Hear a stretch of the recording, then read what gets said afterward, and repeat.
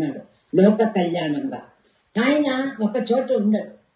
ఇప్పుడు విశ్వామిత్రుడు వచ్చాడు, దశరథుడి దగ్గరికి వచ్చాడు, రాముడిని కోరుకున్నారు. రామలక్ష్మణ్ని తీసుకెళ్లి అన్ని మంత్రాలు ఆయనకి అతి బలవన్ని అన్ని అస్త్రాలు ఉపదేశించి రాముడికి చాలా ఉపయోగించాడు. తన ఉన్న శక్తుల్ని భగవంతుడికి అర్పితం చేసుకున్నాడు. కానీ తర్వాత ధనుర్భంగం జయించి సీతకి రాముడికి లక్ష్మణుడు భరత శత్రుఘ్నుడికి అందరి కళ్యాణం చేయించాడు. ఆ విధంగా చేయించాడు. మళ్ళీ తన పని తన తపస్సు ఇది చేశాడు.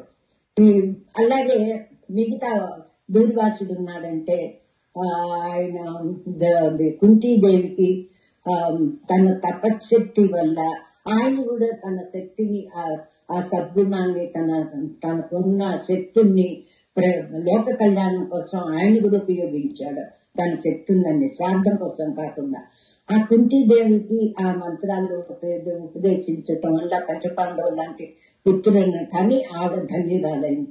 అలాగే అది అడవిలోకి వచ్చి దుర్యోధనుడు పంపించమంటే వచ్చాడు. అక్కడ అంబరీషుడితో అలాగా వాళ్ళు ఉపకారాలు చేసి వాళ్ళ పనులు చేసుకున్నారు. కానీ ఈ నారదుడు అలా కాదు. తనకేంటూ ఏదీ లేదు. అందరినీ ఉద్ధరించటమే ఒక పనిగా పెట్టుకున్నాడు. ఒక చోట నిరంతరం మనసు ఎలా నిరంతరం చెలిస్తూ ఉంటుందో మానవులకి, అది మనందరికీ అనుభవమే.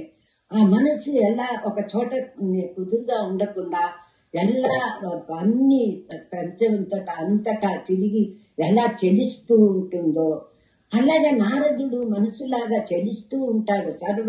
నిరంతరం చెలిస్తూనే ఉంటాడు.